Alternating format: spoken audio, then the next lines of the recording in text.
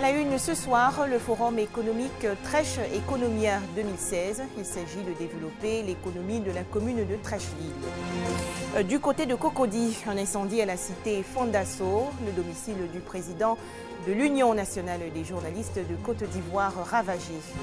Enfin, en République démocratique du Congo, la police refoule aujourd'hui une manifestation de soutien à l'opposant Moïse Katumbi.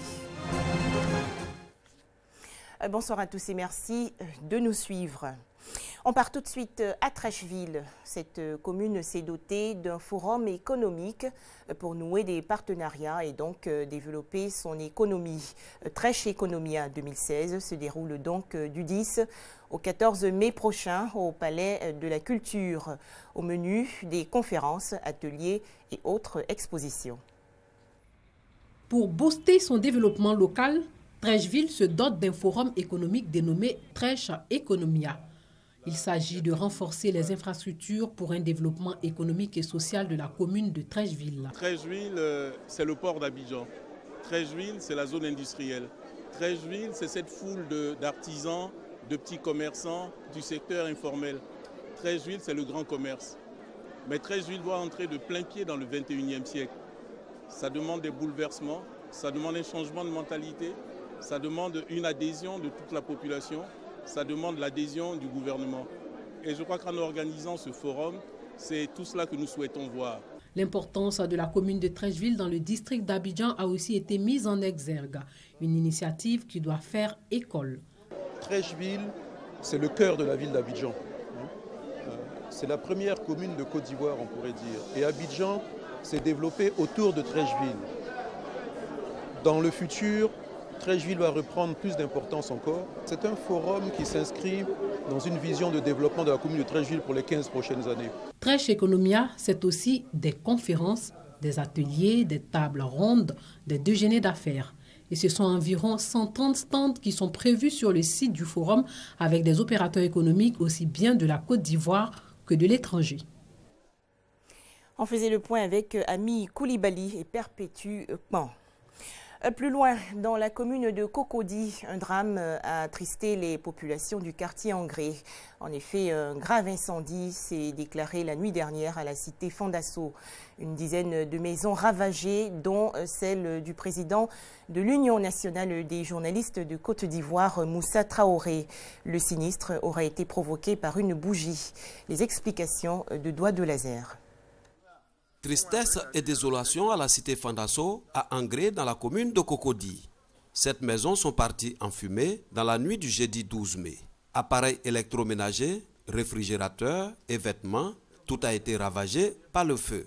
À l'origine de cet incendie, une bougie qui aurait été allumée par un voisin alors que la cité baignait dans le noir. Parmi les victimes qui ont tout perdu, le président de l'Union nationale des journalistes de Côte d'Ivoire. Entre 1h et 2h du matin, j'ai été tiré de mon sommeil par mon petit frère qui a entendu les bruits de flammes chez les voisins.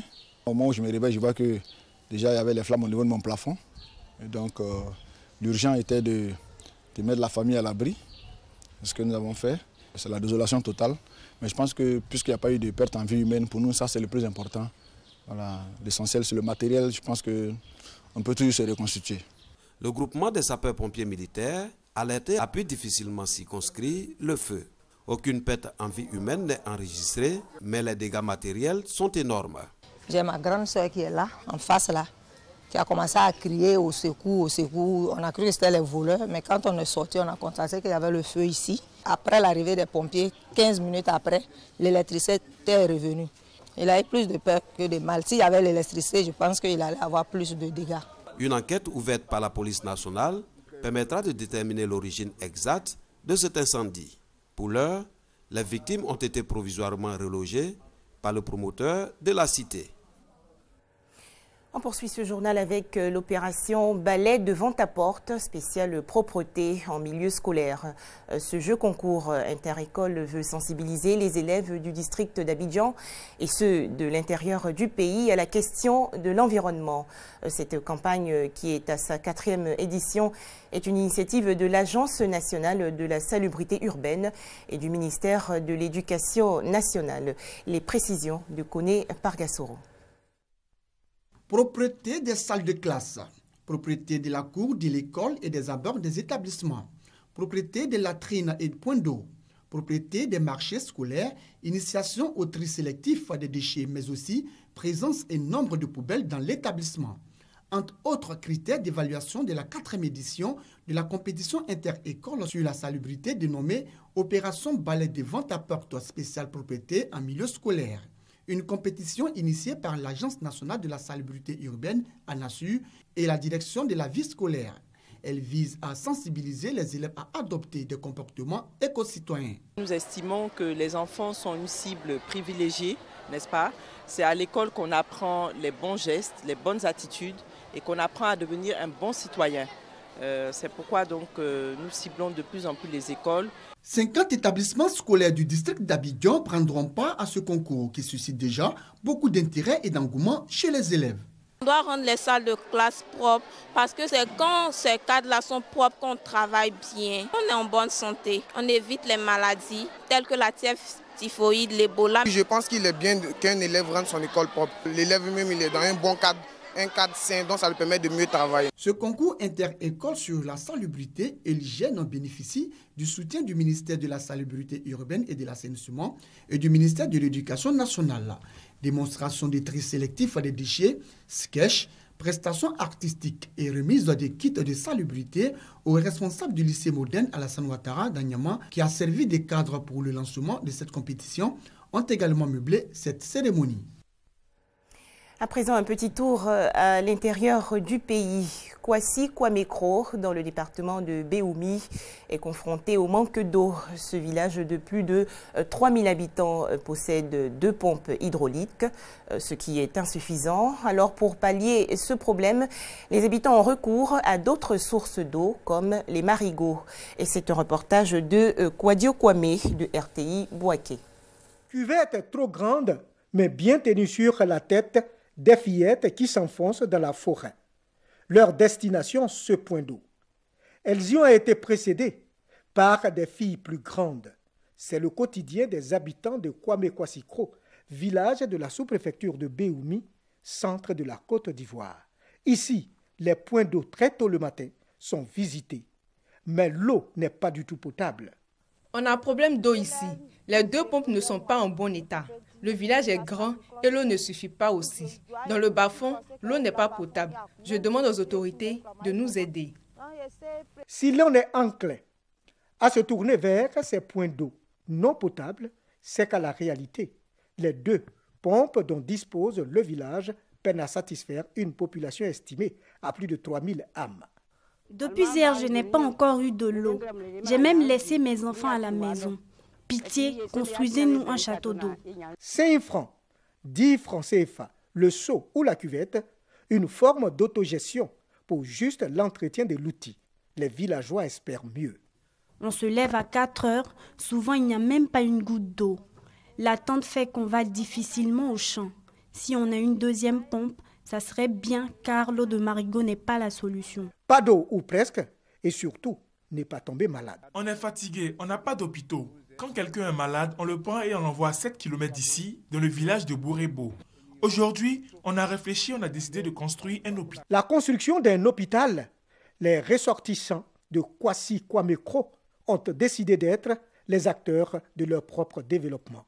C'est donc dans une ambiance carnavalesque qu'a eu lieu la pose de la première pierre du futur centre de santé, en présence des autorités administratives coutumières. Ce n'est qu'un début. Le plus dur reste à venir. Vraiment qu'on se mobilise pour pouvoir réaliser ce vœu qu'on attendait depuis longtemps. Une première pierre, c'est un pas de poser pour entretenir l'espoir désormais chanté chaque dimanche à l'église du village. Un tout autre sujet à présent. Comment prévenir les crises alimentaires graves? Un atelier de renforcement de capacité des experts nationaux s'est ouvert récemment dans le district d'Abidjan. Les participants réfléchissent sur l'opérationnalisation d'un système d'alerte précoce capable de fournir des informations au moment approprié et pour une meilleure prise de décision. La communauté économique des États de l'Afrique de l'Ouest, CEDEAO, veut éviter à la Côte d'Ivoire de graves crises alimentaires comme celle du Niger en réfléchissant à des solutions concrètes. Nous sommes là pour appuyer un peu le processus de mise en place du système d'alerte précoce et le groupe de travail pluridisciplinaire en Côte d'Ivoire. Il sera question donc de partager donc le processus qui est avancé ici au niveau de ce processus et aussi d'aller vers des réflexions. La disponibilité alimentaire en Côte d'Ivoire ne constitue pas un problème majeur. Le pays est autosuffisant pour la plupart des produits de grande consommation. Mais il faut détecter très tôt les problèmes liés au climat. Depuis un certain nombre d'années, nous sommes confrontés à un véritable changement climatique avec donc ses effets pervers sur les cultures. Et donc il est important qu'au niveau sous-régional, avec l'appui du SILS, que chaque pays puisse mettre en place des outils qui leur permettent de faire des alertes précoces. Au sortir de cette rencontre, les différents partenaires seront capables d'appuyer le processus de mise en place d'un système d'alerte précoce afin de fournir des informations à temps utile pour une meilleure prise de décision. Des précisions de Grace Kando. Allez, on va maintenant revivre le lancement de la toute première édition d'un concours de beauté organisé par le Comité national pour la promotion des activités et professions d'esthétique de Côte d'Ivoire. Ce concours veut promouvoir la coiffure et l'esthétique. Son lancement s'est tenu aujourd'hui dans la commune du Plateau. Adama Koné et Issa Yeo. Valoriser la coiffure et l'esthétique en Côte d'Ivoire. La première édition de Challenge esthétique est donc lancée. Ce concours, organisé par le Comité national pour la promotion des activités et professions d'esthétique de Côte d'Ivoire, vise à permettre aux professionnels des secteurs de la coiffure et de l'esthétique de montrer leur savoir-faire. On a l'habitude de faire les concours de coiffure parce qu'il faut responsabiliser les gens, il faut les regrouper parce que c'est pas, on ne peut pas installer chacun parce que quand vous les regroupez, ça fait une force. Ça fait une force. Aujourd'hui, on est au salon de coiffure. Si la coiffure ne marche pas, forcément, il y aura quelqu'un qui va venir pour l'esthétique. Donc, c'est ce sens-là, c'est ce sens de regroupement, d'union, d'amour, de solidarité que nous sommes en train de créer, d'installer. La coiffure et l'esthétique sont deux métiers prisés aujourd'hui par la jeunesse ivoirienne, d'où la nécessité de soutenir l'initiative. Cette activité, nous sommes partie prenante parce que cela permet de valoriser les jeunes à travers leurs activités. Et vraiment, c'est dire combien de fois on est fiers de participer et d'accompagner cette activité-là à sa réalisation. Il est très important qu'aujourd'hui, nos artisans vraiment puissent sortir de l'informel afin que tous puissent se prendre en charge. Nous sommes là pour promouvoir ces artisans-là. Bientôt, le démarrage des présélections. 9 villes et 11 communes du district d'Abidjan seront visitées. La finale est prévue pour le mois d'août à Abidjan. Le duo vainqueur recevra un salon tout équipé. À l'international, une manifestation de l'opposition refoulée aujourd'hui en République démocratique du Congo. La police a tiré des gaz lacrymogènes sur la foule de partisans de l'opposant Moïse Katumbi, le candidat à l'élection présidentielle de novembre 2016 et ex-gouverneur du Katanga est à nouveau entendu par le parquet général sur des accusations de recrutement présumé de mercenaires. Les États-Unis se disent prêts aujourd'hui à assouplir l'embargo sur les armes en Libye, mesure prise pour aider le gouvernement d'union libyen à lutter contre le groupe État islamique. Un embargo sur les armes avait été décidé par les Nations Unies en 2011, mais a été violé plusieurs fois. Enfin, Madrid, en Espagne, menacé par un nuage toxique. Un incendie a en effet ravagé aujourd'hui une grande décharge sauvage de pneus. Selon les autorités espagnoles, la fumée noire toxique pourrait affecter la santé d'environ 20 000 habitants. Voilà, merci de nous avoir suivis. Je vous souhaite un excellent week-end de Pentecôte sur RTI2.